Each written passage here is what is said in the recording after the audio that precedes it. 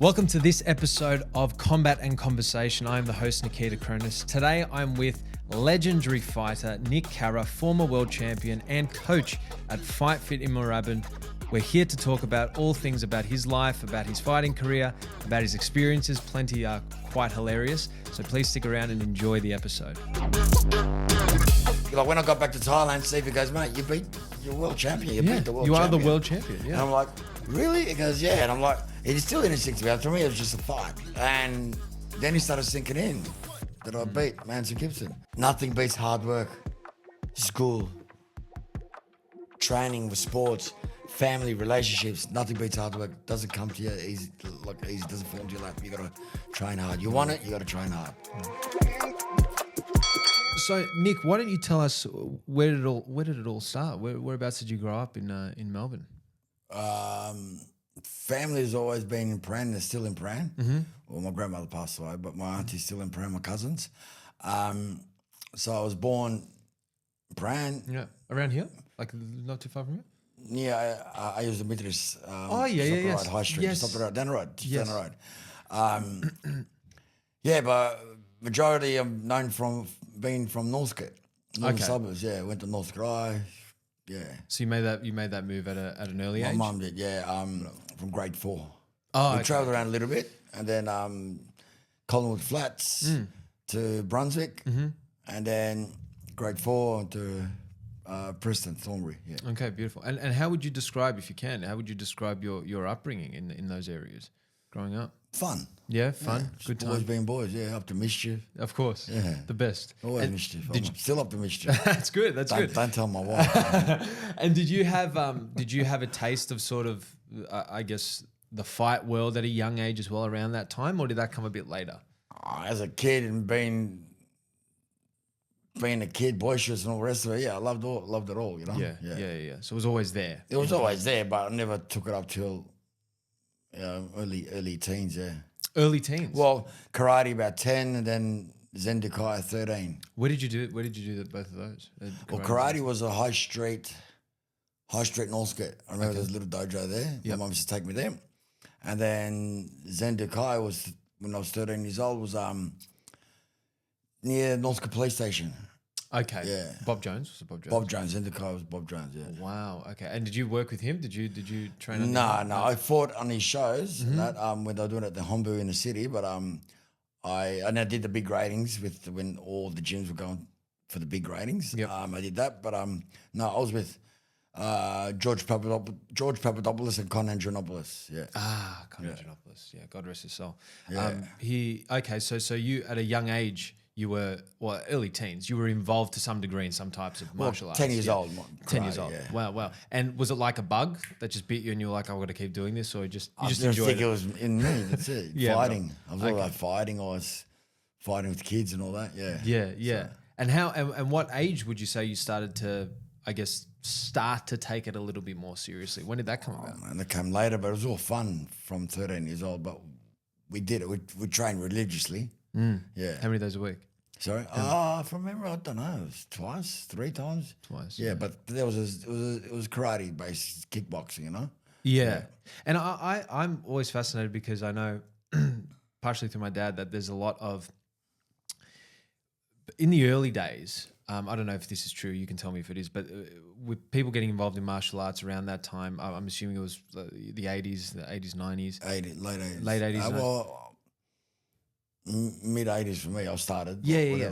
A lot of 80s I started. Yeah. A lot of the practitioners and the people who were involved, who wanted to get involved, not necessarily the trainers, but the people who wanted to get involved, were from immigrant backgrounds. Would you say that was the case around you, or is it just a mix of? Well, our gym was predominantly.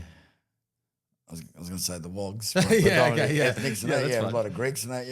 Yeah. Okay. A few good boys there too. Yeah. Yeah, and it seems, I think, in part there was. But even in Northcote, there was a lot of ethnics, you know. Right. And our group of people were friends. I still got them friends now. Greeks, Macedonian, there was Turkish, there's Lebanese, there was Italians, there's, you know, all sorts, you know, Australians, Albanians, all of us. It was in Northcote. Yeah. All together. So it was definitely like a multicultural. Yeah, we were, yeah. Fantastic. It wasn't, we wouldn't stick with the Greeks, we'd stick with the Greeks. Or Well, some of the Massos would stick to the Massos, but our group from North Korea, we were all brothers. There was still Still keep in touch. You know? Oh, that's beautiful. And was Northcote High? Northcote High. Was it a what was your experience like? Boys' Was it school. a tough school? It was a boys' school. It was fun. Yeah. The teachers wanted me to wag. I never wagged because I was a pest. What do you mean they wanted you to? No, because everyone else was wagging, and I kept turning up at school being a pest. It was fun. We shit stirred a lot, but it wasn't. I still got a bit of regret for doing that for some of the kids who were shit stirring, but it wasn't no, how can I say, malice. It wasn't no evilness. It was just we're just trying to make fun. But thinking about it now, I was like, I feel sorry for those kids because the ones we did give it to a bit, just shit stirring, because high school's meant to be fun. Everyone's meant to be, but we only did it for fun. We didn't do it. Yeah. It wasn't. There was no malice. No malice behind it. No. Yeah, of course, kids being kids. But it was North Korea was good. It was a boys' school when I was there. Right. When I left, it turned co-ed at the end of year 10. Yeah. But Okay. Yeah, because it's funny. I know so many people who end up saying like, I treated my teachers so badly. Oh, and they feel bad about it. I made him cry. Oh no! I punched one. How did that come about? Yeah. What happened there? Being He stupid. said something about my girlfriend, so I punched him. That's it. And he didn't. But credit to him, Robbo. You're still alive, mate. Robbo. I got your back, mate. Mr. Robinson. He said something, whatever, just being cheeky, one of the boys, and I just went crack. But just Did he fight back or did he just get shot? No, just stop. But he didn't dob me in. What a man. What a sick. Fantastic. Okay, so Northcote High was fun. It was fun. You had a fun upbringing to some degree. If you see my wife, okay, the report card says it all. Those days people write different cards, whatever, for different subjects. Yeah. And I showed my wife. My wife's a teacher from Singapore. I showed Nanny, and she read my report cards. I was laughing, and I was like, "Look, it's all funny, disruptive influence, bad, whatever, all that stuff." But if he puts his mind to it, he can really achieve stuff. But he doesn't. And her face was like this. She was shocked. And that's when I realized, this is like probably 8 years ago. That's when I realized, man, I was bad. Yeah. I was just a pest. I was just bad. wild. You know what I mean? I didn't have any brothers or sisters. Maybe I just wanted to make my friends laugh to get approval, whatever. Just things I know now I wouldn't have done then. But you're having fun. But we were fun. Yeah, exactly. It was fun. Yeah, that's good. And then coupled with that in the martial arts training in your teens, it was just like a big soup of excitement. Your dad, not your dad, Con Andronopoulos, Lee's dad, Con Andronopoulos, reminded me before he passed away. He passed away. God rest his soul. He goes, remember we banned you for a month? And I'm like, no. Then he clicked to me. He goes, you did.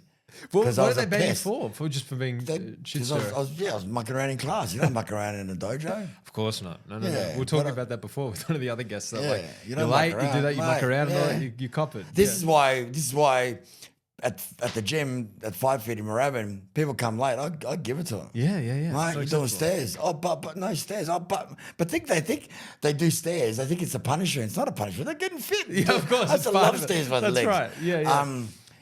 But yeah, you don't come late to your class. Of course not. No way. And you don't walk through the class. You don't chew gum. Even though my business partner chews gum in our gym, it's his gym, but I say no gum, and there's signs everywhere. Oh, really? No. Why the gum? What's the gum? What is it? What's the thinking behind that? Just because if they drop or if it's disrespectful? Right, tell me. Do you know anything about boxing, kickboxing? Yeah, of course. All right. Yeah. You're the teacher. I'm the student. Yeah. Yeah. Teach me how my stance. You talk to me like I'm gonna do my stance. Okay, so why don't you put your right, so it's just number one. It just comes across as very disrespectful. Yeah. You know what I mean? Yeah, like a donkey. My grandmother used to say.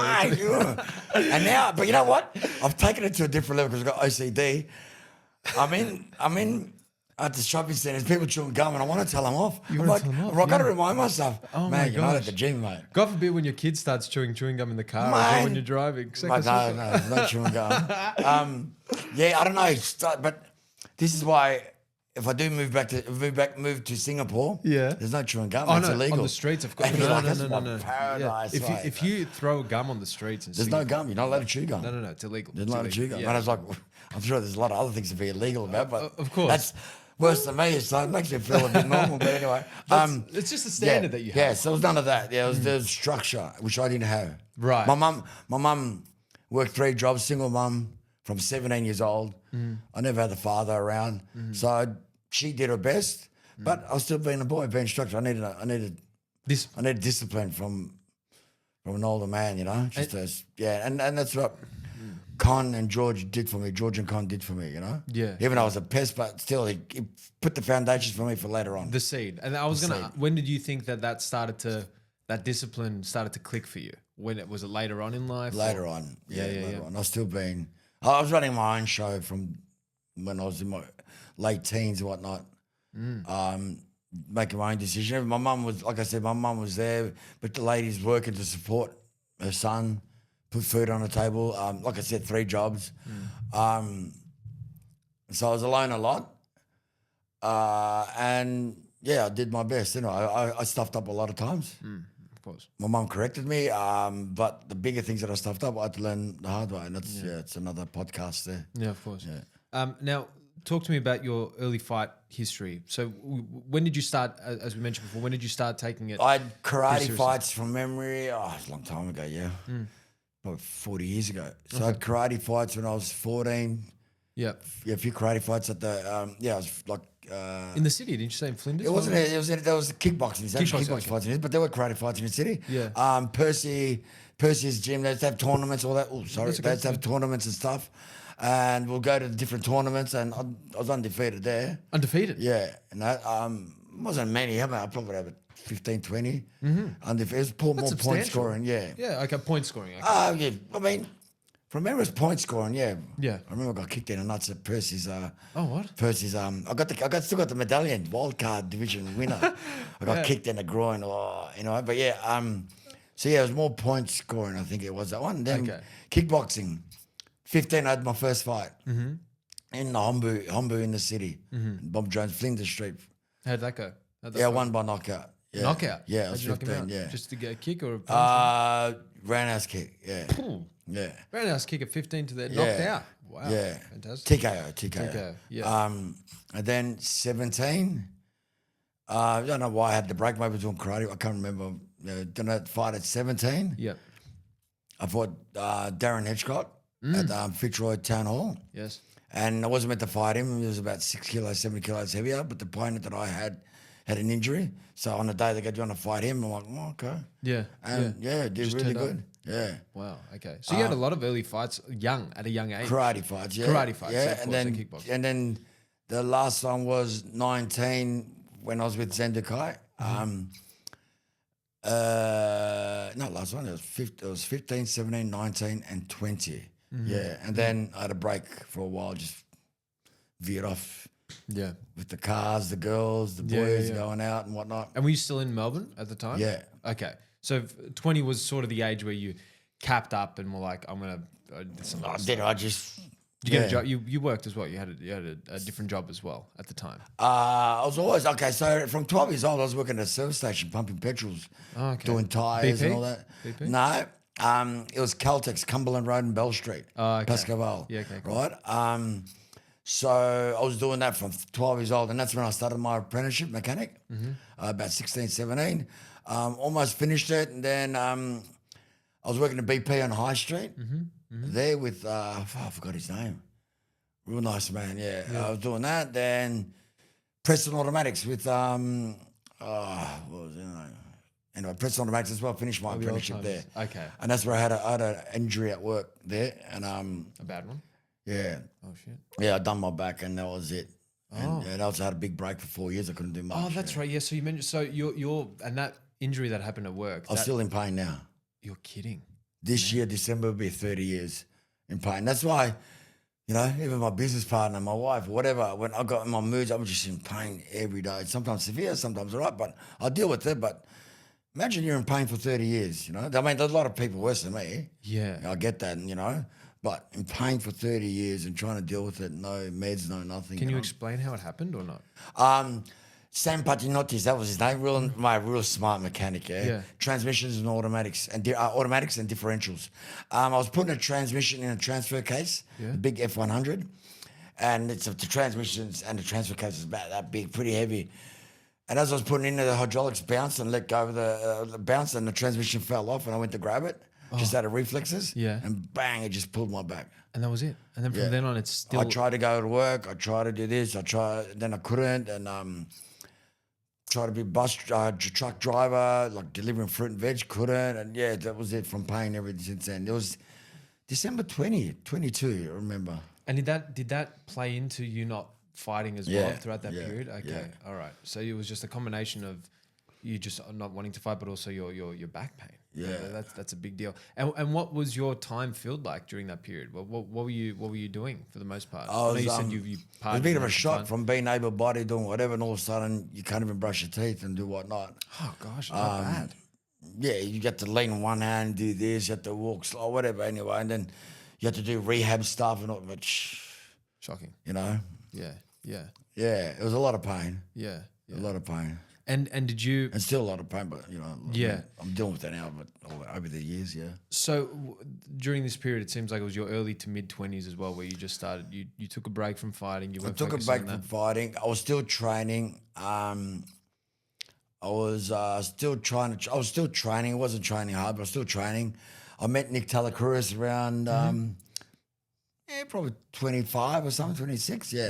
Mm-hmm. So he had his own gym around here. Went to Malvern. We come to Malvern after, but yeah. So when I met him, I started training with him. Mm-hmm. Yeah, and I think that was sort of gave me the spark to try to just bite my tongue. And yeah, him, Nick Talakouris, and Ron Parr said, "Oh, let's just have one fight. Just have one fight." And that was around about 27, I think. So you started to come back to it around that time. I was still in a lot of pain, but I was training. I was in pain whether I was training, or I was in more pain when I'm not training. So I just trained. Yeah, because you're like, I'm going to be in pain regardless. Yeah. You know what I mean? That's why I got an excessive compulsive disorder, all or nothing tattooed all over me. You know what I mean? Yeah, you got to go all the way or nothing. So I just kept training. When I didn't train, I was in pain more. So I just kept training. So and you were surrounding yourself with people like Ron Parr and you. Legend, yeah. So what was their influence on you like around that age? Oh, I was helping them in the corners. I was helping fighters. I was training fighters, sparring them all. I was doing everything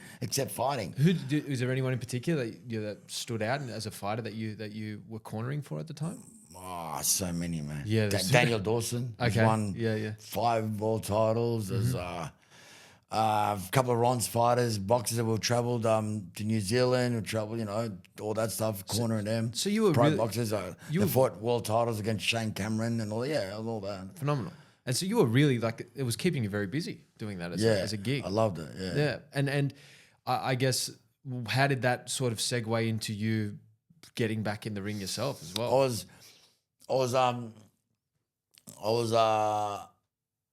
I was training, sparring them all, doing everything like everyone else, but helping them train more. And then the Joe DeMacaulay, not Joe DeMacaulay, Paul DeMacaulay used to run Ultimate Promotions back in the day. We were friends and all that, and Johnny Skeeter. And they all talked to me and say, "Listen, just have one fight." Then very popular. Yeah. For whatever reasons, or in the clubs and doing whatever, having fun. So we're pretty popular, I didn't ask for it being popular, but well known, and people had following, and I go, just do it once, and one turned into about 17. From the age of 27. Yeah. So you had 17 more after 27. Yeah. Oh wow. With the pain and whatnot. Yeah. So and then how leg did numbness? Still now I'm going numb now. So and how do you at the time? How did you manage it? Did you have doctors around you saying that you shouldn't fight? Dr. Lewis has been my saviour for many times. Yeah. Since when? When did you meet Dr. Lewis? I met Dr. Lewis when we were training. I knew Dr. Lewis from the fight game. But we got close when I was training out of martial arts with Nick Talakouris. And then, Nick wasn't able to train people anymore. So Ron took over. So Ron was my best mate. He's still my best mate. Here's the thing. I got friends and I got best friends.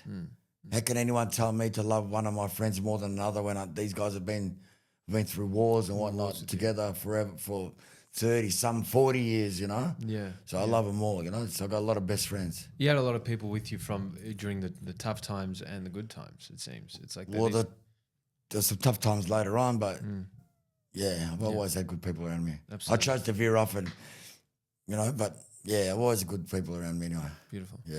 Now, I know that you eventually made the trip to Thailand. Was this soon after around? So went to trip to Thailand. First time went to Thailand. Nick Talacruz fought to world amateur titles. Yes.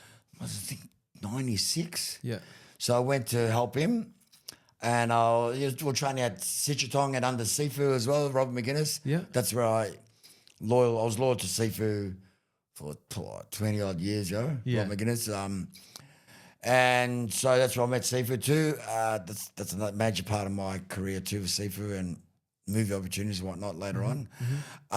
So Nick fought so went down to Bangkok and yeah, that was the first trip to Thailand and I got the bug. Yeah, you know? you just fell in love with it. And then it was just like The training, the lifestyle, the people. training, lifestyle. And yeah, it was good back then. It probably is good now, but you know. Yeah, of course.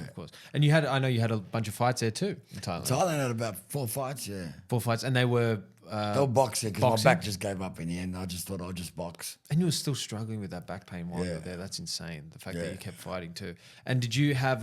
I know that during that period, you were obviously you're fighting. You were having fun at the same time. You still had. I'm assuming all your friends were still back in Melbourne.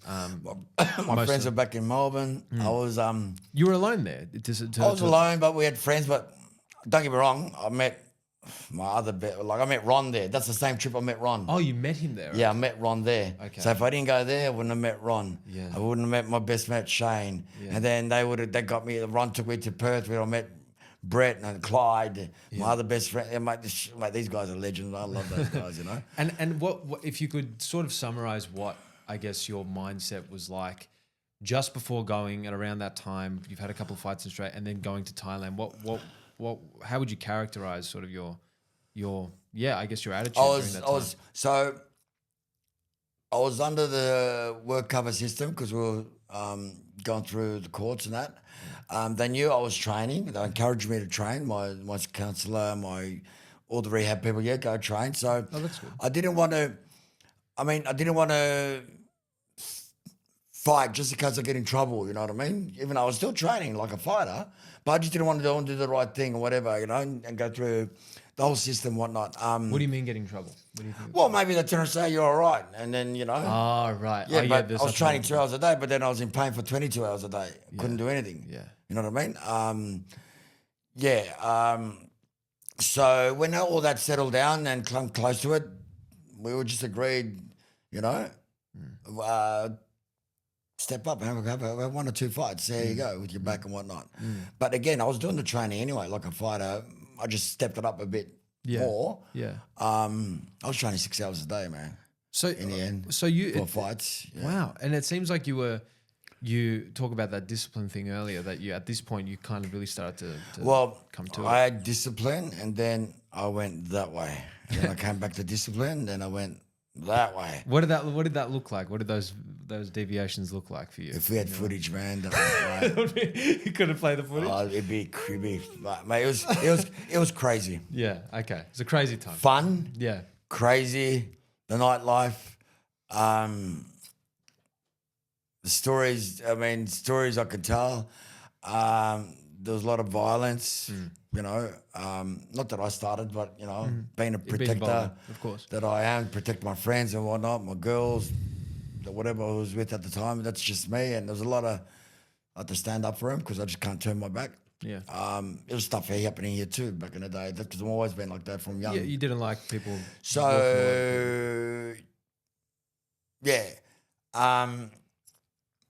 So, end of 2009, was it? 2000, started living there. I lived there for 4 years. I had a few fights there too. Then I went to Vegas, fought in Vegas. That was 2002. Who'd you fight against? Manson Gibson, Ah, yes, the famous. Black Butterfly. Yeah, famous, Nutcase, mate. That guy's, mate, he's good. How was that fight? So I was going through some court stuff here. Again, sticking up for a friend. So I thought I was going to go to jail and whatnot. And I beat the case. Long story short, I beat the case. I wasn't training because I was doing other stuff because I thought I was going to go to jail, so I might as well live it up. That was my mentality. Instead of trying to do good things, I was just trying to escape, you know, and that's what helped me to escape by Party. doing what I did, yeah. I I beat it. Next day, Ron Parr rang me from Thailand because they were taking a team to Vegas to fight under Master Toddy's show. So Sifu was taking a team of fighters, probably 8 fighters or 6 fighters. I got a fight of all of us wearing the tracksuits. Oh, that's great. And I go, what happened with the court case? I go, I beat it. Ron goes, can you fly out? I go, yep, fly out tomorrow. You're fighting in Vegas in 2 weeks. I go, against who? Manson Gibson. And I'm like, okay. Wow. This is the guy that beat a couple of the guys I looked up to. He beat everyone, all the legends. Yeah, but, yeah. A couple of Aussie boys, that I admired because they're a bit older than me. They were legends. Didn't Tosca fight him as well? Tosca fought him. He was like, mate, the guy was good, yeah. Yeah, okay. Just the style that he had suited the style that he was fighting. But we were fighting Thai boxing, so I had a chance. Okay. Because I tried to smother him, So jumped on the flight from no training, training Thailand for 1 week with the boys. They'll beat me. The first run we did, I was last. By the end of the week, I was beating the Daniel Dawsons, the Rotungs, the Aarons, all the boys that were going. They just the started Turbo. lining up. I was beating them in the runs in just 1 week from not training for 6 months. What do you think that was? Just a sort of a mentality shift again? Yeah, all in or nothing. In their DNA, mate. Yeah. That's fantastic. Yeah. And did you develop a relationship with Mr. Gibson at all? Or was it like after the fight? Did you? Before the fight, I was going to punch his fucking head in. Why? You hated him? Because I don't trash talk, well. I don't know about trash talking. I didn't see, I know they do, but it doesn't happen to me. So we're in the same change room, and you'll say, I'm going to bitch slap you all the way back to Australia, Melbourne. I'm like, what the fuck did you say? Right? And he goes, I'm going to bitch slap you. He said that to your face in the change it was room? about where the wall is over there away, right? And I just got up and went to go get him. And then all the security came. Ron's egging him on anyway, right? I was going, Manson, you better have your runners on because he's going to be running the whole fight because he's going to come at you. Anyway, but Ron was laughing, but I took it personal. Yeah. So they split us. I put him in another room. What do you think he was trying to do? Mind games, that's all. That's just part of the fight. usually- But I'm not used to You're that. not In from that, Thailand, we don't do that to the Thais. The Thais don't do that to each other. You show respect. I think maybe they do a bit of it now just for TV, but no way. It's respect. Fight, yeah, you fight. Yeah. But I got a bitch slap you all the way back to Melbourne. It's fucking Melbourne, you. I was going to say the C word, right? That's okay. You can say whatever you want. Oh, okay, mate. I got told it's fucking Melbourne, you fucking cunt. Right? And, so they split us, got in the ring. I was angry, but I wanted to just bash him, mate. But the thing is, I had nothing to lose, yeah? Yeah. We had to lie to the Nevada Boxing Commission and say I had 49 kickboxing fights. I only had 12. You just bullshitted you. Yeah, Ronnie, they did it. They did it. I just saw it when I saw the footage back in Australia. 49 fights. When I read it in the ring, I'm like, what are 49 fights? I've had about 450 street fights, but not 49 kickboxing fights. It's just a complete forgery. So and because I would never allow someone with 12 fights fight someone with 100 wins, 68 knockouts. Yeah, would it be safe? Yeah, he didn't even have. He only had 6 losses, mate. Right. Let alone me, only 12 fights. So you were the genuine underdog in this position. Everyone thought I was going to lose except for Ron Parr. Mm-hmm. Sifu always has faith in his fighters. And Daniel Dawson goes, you're going to beat him, you're going to beat him. Yeah. Because Daniel's a legitimate world champion. And I was, I made Daniel work. He knew, So you knew you had the chops. he knew I had the tools, but I didn't care. Right. Okay. 6 months, 2 months, 2 weeks training. I didn't care. Because we flew out a week late in Vegas, so we trained a couple of days, and then all of a sudden we're fighting. Okay, so that was a great. And then after you beat him, what was the reception like? The crowd knew I beat him. Yeah. Manson thought he won, but it wasn't a kickboxing fight. Was he still talking shit after that? No. We were friends after that. I saw him the next morning we fought at the Stardust Casino. Okay. You know the movie Casino? I love the movie Casino. That's where the. Oh, you're kidding. That's a casino it was based on. What's the name of it in the movie? Oh, anyway, I love that film. Yes. Yeah, that's cool. the casino that movie was based on. Wow. So we fought there. A lot of history there. After the fight, I seen him at the buffet, whatever. His hand was broken. Mm-hmm. And we talked. It was nice. Yeah, we took photos after. It was all right. So it was all chill up. Nah, I think it's just. I just took it personally. Don't fucking talk like that to me. Yeah, yeah, of course. Yeah. You know what I mean? Who are you? Yeah, But of course. no one talks like that to me, mate. I don't talk like it to anyone. Yeah, exactly. For no reason. Don't talk, Right. but yeah. Right. But it's just the fight game. The mate. fight game, I of got course. I got caught up in it, but at least I turned into a positive instead of losing it. Well, they make you do that so you can lose it, You lose lose your mind, yeah. concentration, and but we kept a game plan. That Ron came up with the game plan, and Beautiful. just knees and elbows, and that's it. That's it. So you've beaten Gibson, and then you've come back to Australia. How was that like? What was that feeling like? I after- came back straight to Thailand. Oh, you went straight to Thailand. From memory, it was Thailand, and then I had a fight against the gold medalist in the Asian Games boxing. Wait, so straight after that fight, you just went straight back into it? There was no real break? Would have been, I don't know, would have been a little break, whatever. But Okay. yeah, I was living in Thailand then. Okay, all right. Yeah. So you just went straight back into fighting, or, Yeah. like relatively. Yeah. Wow. Okay. And was there a moment where you just like sat down and like, I Okay, just so beat it didn't Gibson? sink in that I beat this legend. 'Cause Yeah. he was a legend. Yeah, he's a still legend is of the sport. Yeah, he was unbelievable. Yeah, the stuff. If you want to look him up, Manson Gibson, unbelievable. Spinning back kicks, hook kicks, crescent kicks. He's a master. Back fist, the master blaster. They called him too. Yeah. Oh, wow. Yeah, and legend. It is sunk in. Like when I got back to Thailand, Stevie goes, mate, you're world champion. You Yeah, beat the world you champion. are the world champion. And Yeah. I'm like, really? He goes, yeah. And I'm like, it is still innocent to me. To me, it was just a fight. Yeah. Okay. And then Peter Lewis was saying the same thing, man. You just won. WMTA world champ. You beat the world champ. You beat a world champ, 7 times world champ, or 5 times world champ, one of those. You beat him, Nick. You know, and then he started sinking in that I beat Manson Gibson. I could beat anyone, to be honest. I could beat anyone if I'm once focused. On your day. Yeah. Yeah. Right, I could beat anyone. But I lost fights. Credit to them that I lost to. But I lost it because I lost, not they beat me. Right. But not taking the win away from those course. guys. Yeah, Because yeah.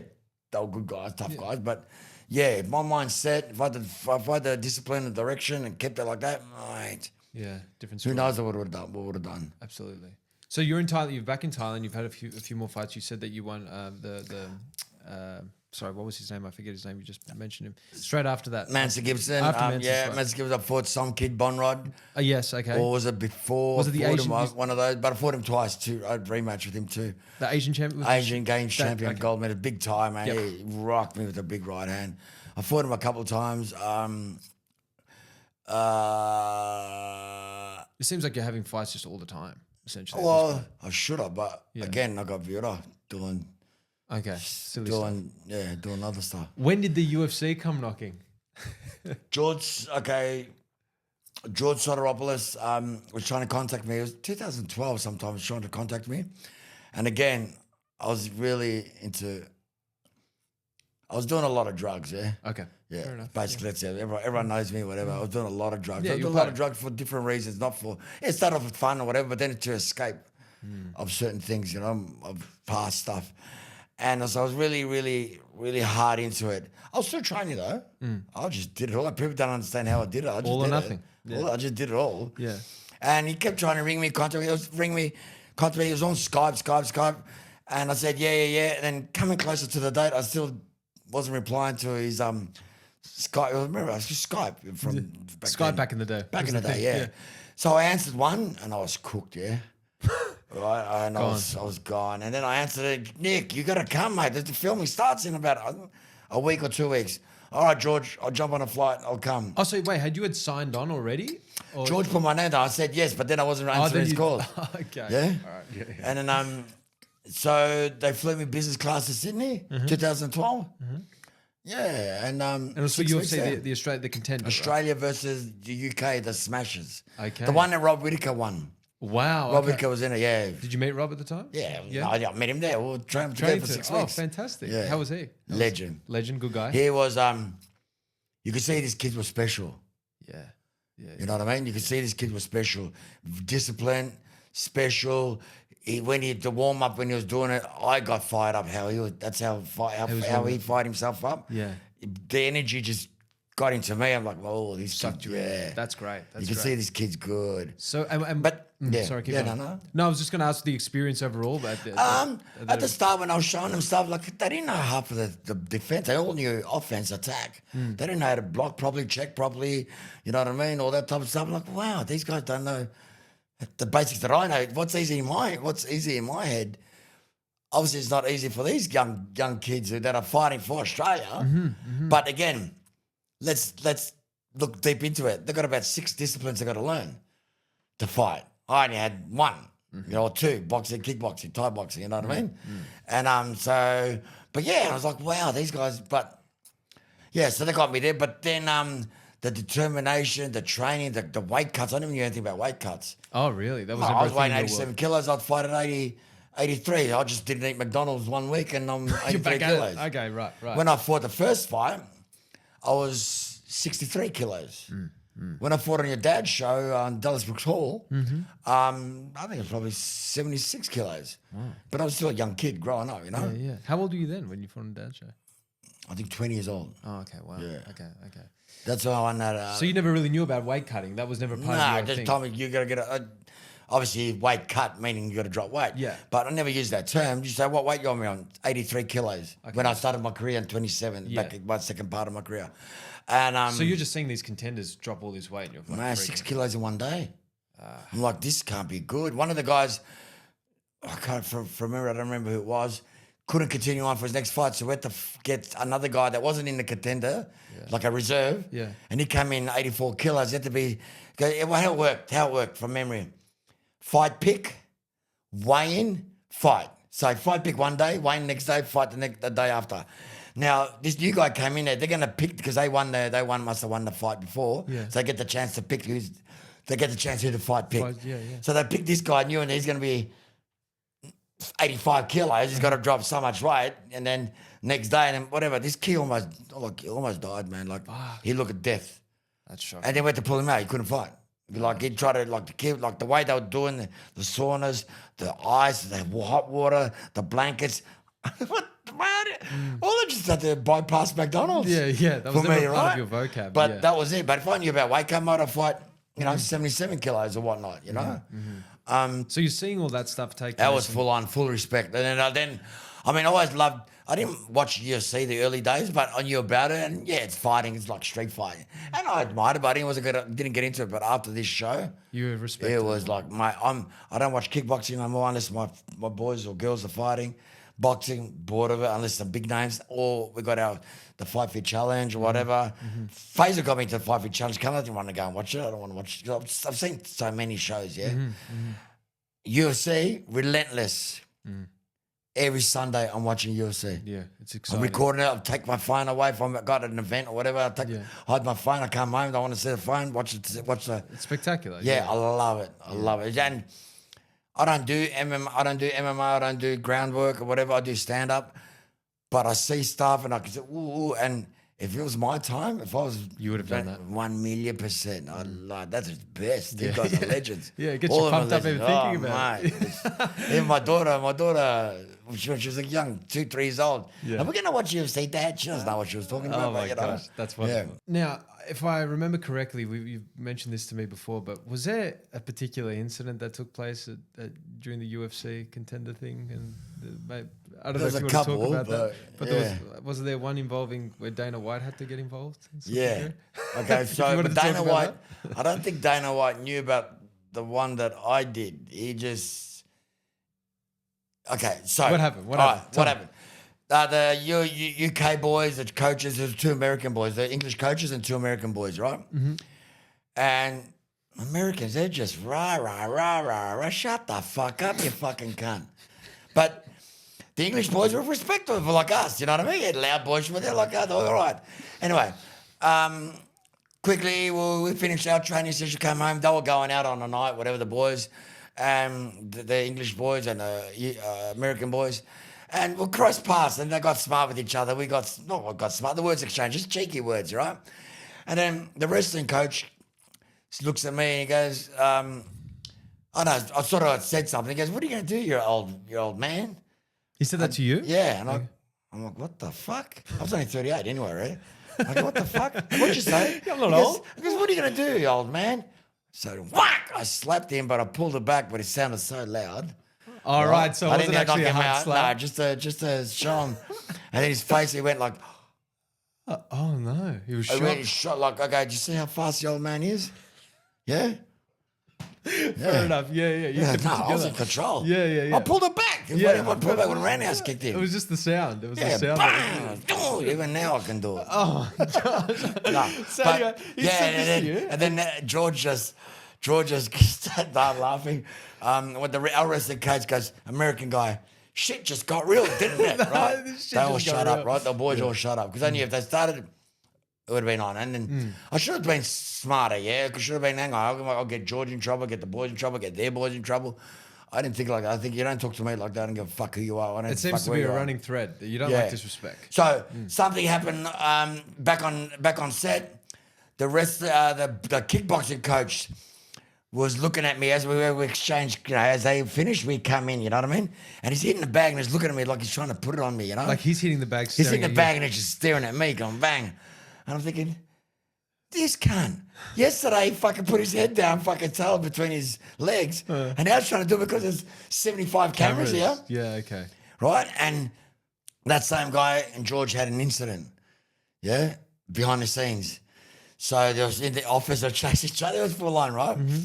And then, so obviously the producers and all the rest of the people rang Dana, and Dana lost it. So he Skyped us from America. Big TV, massive TV, Skype. Only the coaches we all got. This wasn't televised, this thing? No, they didn't televise this one. Okay. Obviously, they have got it all on camera, everything, but they didn't televise didn't it. air it. Okay. And Dana's swearing, he's going, you're meant to set a good fucking example for this. We're meant to trying to get into Australia, and you're fucking acting like this fucking, everyone's going, yes, Dana. They're all putting their heads down. Yeah. Right? I want you to fucking end it right now. And all 7 of them, there's 8 of us, 4 on one, 4 on the other side. Yes, Dana. I'm like, fish cunt, right? Yeah. Right? And I look up like that, and he's seeing me. He goes, big guy, and he's pointing at me. I go, what? Big guy. What'd you say? Big guy, promise you end it right now. And I'm like, I can't promise you shit, Dana. He goes, what? He started stuttering. He goes, what do you mean? Yeah. I go, I can't promise you shit, Dana. I got my morals, my values, my principles. I can't promise you something I can't keep. He goes, what do you mean? I go, Dana, I'll promise you this. If they don't fuck up, I won't fucking touch them. How's that? All right, good enough. And then He said that good enough? He said, all right, good enough. But he Wow. rang George straight away on the phone. He goes, I'm gathering that you're striking coach, yeah? And George laughing, goes, yeah, Dana. He goes, is he going to be all right? And George goes, don't worry, Dana, he's Greek. He'll be all right.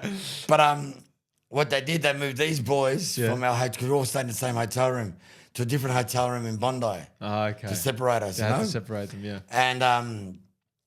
And that was the incident with Dana. Wow. So Yeah. it sounded like by the end of it, though, when you called George, that he was kind of like warm to it. It seemed like he was like just checking in to see if you were okay. Like, he thought it was Dana fine. obviously doesn't know me anyway, so Yeah, he's yeah, just yeah. checking up with George. This kid's going to be all right. Yeah, for the I show. even told the producers I'm going to, I don't know whether I should say this on camera or whatever, but I told the producers I need to leave. Because I was running amok. I didn't know about the show. I was running amok. Yeah. The camera loves you. Please, Nick, stay. I go, I can't. I need to. And George is begging me to stay. So I ended up staying anyway. And I'm glad I did. We ended up being all friends after the after party. I mean, there was another incident on camera, which it's on the show anyway. You'll see it. But it was all sweet after, yeah. Yeah. Okay. So Yeah. afterwards, it And all- the American striking coach was cool. The rest of it, I don't think I dealt with that little punk. Yeah. But the striking coach we talked about on the after party with Spike, it was So it was okay. It was sweet, It but ended chill. Yeah, but I think they were fucking You know, shitting it's- themselves. Man. it's I took them out in the car park anyway. Oh my gosh. Like when I took them out in the car park, one of the incidents that happened on the show, you see it. I took him out and I go, mate, let's go now. And everyone's just like, please, Nick, don't do nothing, don't. Oh, I don't want to do nothing. It was You were just he didn't, wild. he didn't want anything, you know what I mean, in a bit, whatever. And I'm like, Mike, just go. Yeah. And I know you're going to go to the coppers, I'll go to jail. When I get back, I'll still come back and fucking kick the fuck out of you again. And so it's pretty full on. Yeah. I'm passionate, man. Don't Yeah, it's- fucking give me you're shit. passionate, If exactly. I've done nothing wrong or whatever, unless Yeah. you know me and we can shit stir each other. You know what I mean? Whatever. You don't know me, don't fucking talk to me like course, that. yeah, you've got- But if the show was done now, I'd laugh about it and just roll it, whatever, roll with it and, Well, that's and whatever. that's what I'm saying. If unless it gets personal about family or whatnot, It's a which different you story. shouldn't, you know? Yeah, because like the Contender Series now, I haven't watched it in a while, but the UFC overall, since Conor, particularly McGregor, there's just like there's a more of an acceptance of that type of argy-barginess. People actually they egg it on. They Yeah, want but that Connor's to a be shit cunt. Oh, right. Okay. You know? Yeah. He did it at the start. He did it. I mean, don't get me wrong. Connor's a legend, yeah? But at the start, he did it. It was fun when he was doing the shit stirring and whatnot. But then he started with the Khabib build-up, talking about his wife, I think religion, his father that passed, you know, like that. That's you draw the line there, mate. And I think UFC should have said something to Connor. You can shit stir and do whatever and bag and be angry and hate the guy, but you don't draw that. You know, that's something that if that was me, I'll be in jail.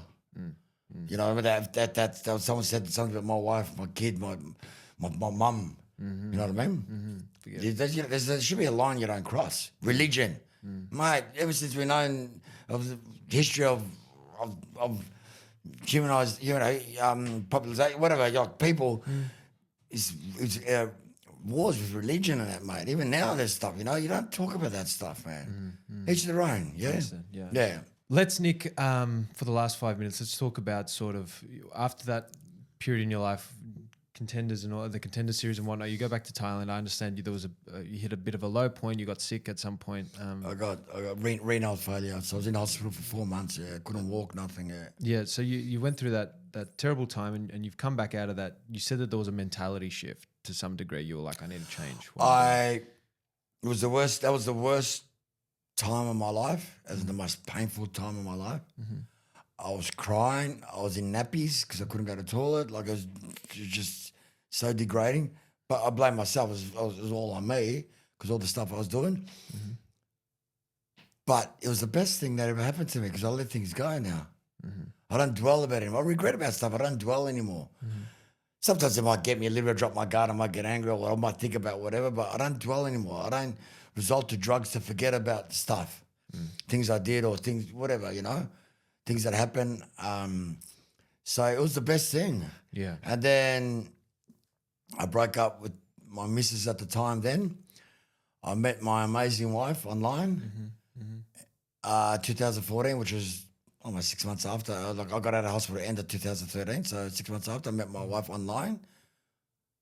No, even early. Yeah, no, it would have been July. And when my head's clear, everything good happens to me. Everything. Everything, mate. Yeah. And I'm embracing it all. Bring it on. That's beautiful. Yeah. And then at that time as well, I believe you started, well, soon after at least. I need to get out of Thailand. You got out of Thailand? Yeah. There's things happened that made me even leave quicker. I lost a mate. And, yeah, that's why I'm going to go back to let all things go, you know, to deal with my past there and let it go and see Thailand for the beautiful place it is, not for my memories that I got from it. So we left, brought my wife back, married. Beautiful daughter. Yeah. Young, beautiful daughter. My business partners, Faisal, Bash, Rawan. Yeah, that's what I was going to ask. FightFit Boxing Center. They made me fall in love with the sport again because I fell out of love of the sport in Thailand. Yeah, and you think FightFit was at the core of Faisal asked me, come and work at FightFit. I'll ask Bash. And he asked Bash, and Bash said, nah, fuck that guy, rah, rah. What? No, he didn't. Okay. Bash straight away said, mate, get him on board. I would love to have him there. Because I think Bash trained with me back in the day, like in Malvern, we were training there, whatever. He'd come to Thailand, so we know each other. Yeah. And he goes, no, let's get him. We need him there. And I'm glad I did because I didn't want to, like I had enough of training people, especially to put all your effort into people, then they veer off and do what I did, but they're not fighting, not committing, you know what I mean? It's like, I'm like, what am I doing? I'm not a pad holder, I'm a trainer. So it made me fall in love, FightFit, thanks to Faisal, the brother that I never had, you know what I mean? Love that guy. And Bash and Ruwan for getting me into Collingwood. Yeah. And Bash and Ruwan are my business partners now. Yeah. Made me fall in love again. And then FightFit Challenge, I don't want to go there. Fuck, I've seen hundreds of fights. Come. And I'm like, I went there. I'm like, wow, this is pretty cool. Yeah, you then I fell in love again. Yeah. You know, I fell in love with the sport, with the people, with the rest of it. I thought now it's I think forever now. Well, I think it's always going to be forever anyway. But yeah, then started getting serious with my wife, the kid. I wanted to step up and start my own gym now. I didn't want to work for anyone else, start my own gym. And I had a couple of offers here and there, whatever, but I'm like, the interpretation, they wanted me to come there just to run their gym. And then I'll be another trainer. But so I spoke to Bash. Bash goes, yeah, let's do it. Let's have a, let's do it. Basically, we had a meeting and he goes, yeah, let's do it. I don't know if they were ready to have another one, but he goes, let's do it. And we bought the house in Bentley, sold Paran, bought in Bentley because I got a driveway and a garage. I haven't got a driveway, I've got a double garage. Wow. It felt like home. And bang, the site that we found is in Moorabbin, 3 k's away. It's just meant to be. I had a box when I came back from Thailand. Come home. Bring my dogs home. I had 2 chihuahuas in Thailand. That they saved my life. There's another podcast. Yeah, they literally saved my life, man. These dogs, I love them to death. And what happened to me as a young kid when I didn't have a father taught me never to leave something you love, and I couldn't leave these dogs, mate. So we got them back somehow after 15, 20 grand it cost us. And anyway, we got them back. The dogs came back. Marry my wife. Actually, get the house back because it was rented. Marry my wife. Bring my wife back. Have a kid. Big kid. Get the gym. Bang. Everything came exactly how I planned it. They came together. Now I've got to have different plans. I think we've got a couple all right, but I've got to actually write it down so I can say that, and that's next. And it was always going to happen if I had a clear head. Everything happens when I have a clear head. And I was off my rocker a lot of times, even when I was fighting. I wasn't fighting off my rocker, but a week leading up to it, and I was still winning. Imagine I wasn't doing that stuff. I lost a couple of times because of it. I learned, then I stopped doing it and went back on the right straight and narrow. And then I got veered off again, Imagine I wasn't. And now I'm not doing it. I'm blessed. I let things go because of that 2013 incident in Thailand. Happy days, man. Happy fucking days. Yeah, that's beautiful. Yeah. Lastly, I would like to ask what your program Teen Striking actually means for you at Moorabbin. What is that? What is that? What are you getting out of that by having such a good program? The structure that I had when I was a kid at Zendakai, they don't have belts. They got gradings. Yeah. It took us a bit of time to start it up because it took a bit of time to start it up. But we finally got it up and running. And we've got about 64 kids. And we've got boxing, Monday, Wednesday boxing. That's fantastic. With Sam Howie and Nick Cusis. Tuesday, Thursday, and Saturday's Thai boxing, kickboxing. We've got different levels, but we've got a couple of trainers. Sometimes we've got 2, and Johnny Christopoulos. What a legend, that guy. Johnny is a fucking legend, man. Love Johnny. Always there to help us with the plumbing stuff. Yeah, he loves kids. He doesn't want to get paid nothing. I'm like, mate, I'm fighting for it. I'm fighting with him to give him something. So I'm just going to keep giving gift vouchers for him and his wife to do stuff, so it's running good. And we've got gradings. Yep. So gives us something to work on, you know what I mean? Yeah. I still haven't worked out what we're going to give him for the black. If people get black, what I'm going to work. Because in Zendukai, we've got the Bushido Cross. We've got the black, we've got presented. I lost mine in the punch-on at the Chevron. Oh, no. Yeah, so, that's stick it up for a friend again. Okay. But yeah, we got the Bushido Cross, but we've got to come up with something for Teen Striking because we've got a couple that are red now. Which is the one before black. Yeah, wow. So I want to present them something with that so they can say, it might be a charm, might be a chain, might be, I'll talk to Bash and Jason and, What would you say the one message is that you would have to the kids that you're training and sort of, I guess, what's the message and the lesson that you would like to instill through the course? I always say, I would tell them, in every other class, I take it when it's a big class, I put them aside, everyone aside, talk to them. Listen, if I hear you guys and girls going outside starting trouble, you're learning kickboxing, Thai boxing from us and boxing, starting trouble, I'm banning you from the gym. This is, if you want to fight, you do it in the gym, you do it in competitions, no worries. I do stress the fact, if you need to protect yourself, right? And you got to protect yourself, yeah? But don't be a bully. Hence the shit stirring I was doing back in the day. It was part of bullying, and I still have not nightmares. I still regret. I want to say sorry to 2 more guys. I said sorry to a couple of people that relationships, whatnot, because I was just an angry kid. But yeah, don't be a bully and all that type of stuff. I say that to my kid all the time anyway, but she's only 6 years old. She's a really girly girl. Okay, I good. love my little Bubuki, my little Sophia. But train hard. Yep. Any sport you want to do, train hard, and you might miss out on some activities that your friends are doing and whatnot. You won't regret it later on. Yeah. Yeah, if I had the structure that's forced to do it, I did it because I wanted to do it. But if I was forced to do it as well, I mean, I know people say you can't force them, but push to do it. When you're tired, I'm not gonna go, mate. Get pushed to do it, mate. The whole gym would have full of trophies, full of belts, full of everything from just my achievements. I mean, as for me, I did a lot. I've done movies. I've done this. I've done that. I've done fights, world title fights, boxing fights, traveled the world, met amazing people like legends of the sport. Kyokushin fights with Judd Reed. I met legends. This sport is. We could do another incredible. podcast. We could do another too. Yeah. Talking about all that. Yeah. All that stuff. Nothing beats hard work, school, training with sports, family, relationships. Nothing beats hard work. Doesn't come to you easy. Doesn't fall into your lap. You got to train hard. You want it, you got to train hard. Yeah. Discipline. Yeah. It's the biggest thing. Yeah.